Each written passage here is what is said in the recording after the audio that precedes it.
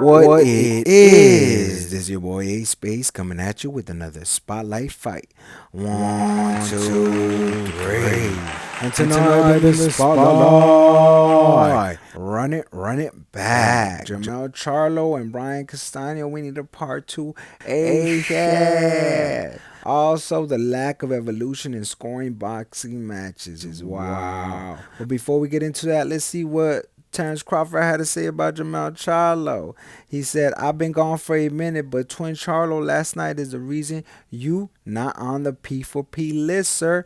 Gotta do better. And this is what I'm talking about. I love Twitter because of this reason. Because right when he posted this, someone had to clap back. Some dude, Juan. He let him know right away. That's what happens when you fight the best in your division. You get into close fights, something you haven't done at welterweight, even though you've been there for 4 years. To what Terrence Crawford says, yeah, I know. I know. And this is what it is. It's about Twitter, man. I love Twitter. Shout out to everybody who followed me. A lot of the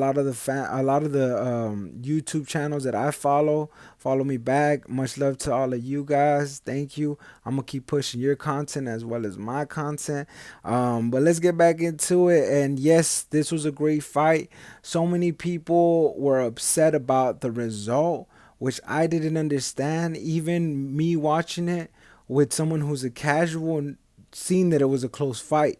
I mean, it could have gone either way, but why would you want to see someone crowned as an undisputed and someone saying that they got robbed or they got cheated out of a win? Like, we love to, like, for the last undisputed I seen was the Josh Taylor versus Jose Ramirez, and that was a clear win for Josh Taylor. And this fight, I feel like you couldn't have a clear victor because neither fighter did enough to win that fight. Both of them had a good fight. They kept their defense in locked. Of course, shots came in. You were gonna get hit. This is boxing, but I feel like they try to keep their defense very sound, and they didn't try. They try to make the least mistakes possible.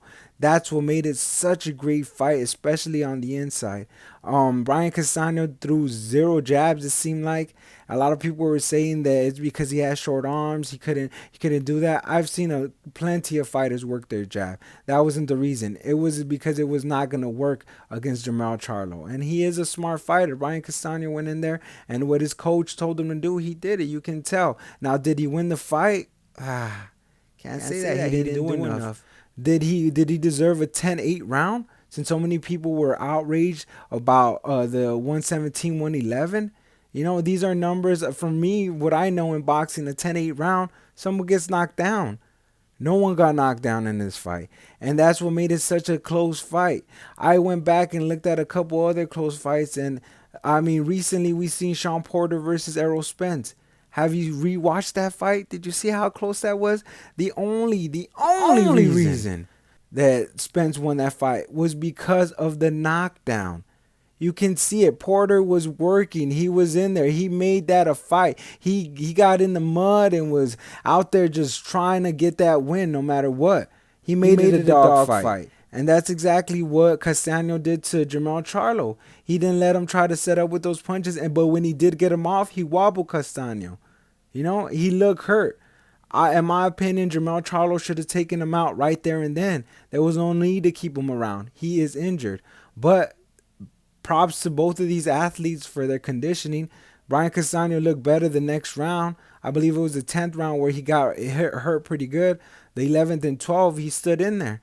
You know, and maybe this is all the problem of Jermell Charlo not finishing him.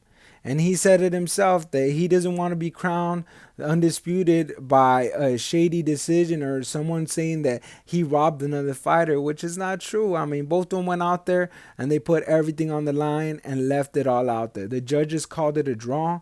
Some of the judging was a little sketchy, like always. And this is what happens. It happens a lot in Texas, of all places. Texas be grimy at times when it comes to these cards. But it just took away so much from the actual fight. And that's what I wanted to talk. Why is there such a lack of evolution in scoring boxing matches? what's going on, all this technology in this world and all these new gadgets and everything, we still can't get an honest card from an honest judge. And it's always going to be because of the perspective they're looking, the angle they're looking at the fight. How many shots did they even see get landed? Were they able to even see the fight correctly? These are all things that you need to put in perspective. I seen someone get dogged out by his own people. I was on the live. I'm not gonna say who's live or put anyone's name out there, but I was on the live, and then it came out that this guy that was actually there scored the fight a 16, a 116, a 112 for Jermell Charlo, and everybody jumped out of pocket. They were like, "This guy is crazy. He must be drunk. He's not seeing." And then he came on and explained on his live, like, "Yo, maybe from my angle, I was seeing it different. Maybe from where I was sitting, I was seeing it different." And I completely agree. It's about what you see and what you can see in a boxing match. And these refs are pretty much looking up at the fighters at each shot. Just because they're close doesn't mean they're going to see every shot that lands or every shot that miss. And they're going to be swayed by the actual crowd.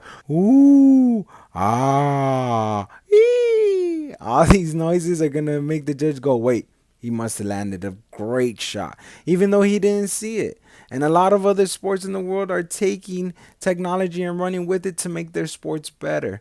But it seems like so many dirty people have so much invested in boxing, and that it seems like it's never going to change because it doesn't benefit anybody in their eyes. It's just going to tarnish the sport because there's going to be too many other rules to it. And it's like, no, it's probably make the sport better, and we wouldn't get these landslide ass judges who just don't see the fight and score whatever the hell they want.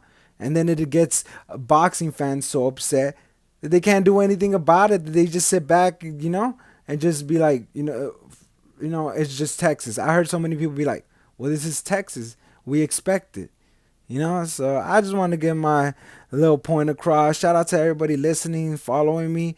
Much love to everybody in Sacramento, my homies out there. Shout out Black and Brown, always showing me love. Much love to you.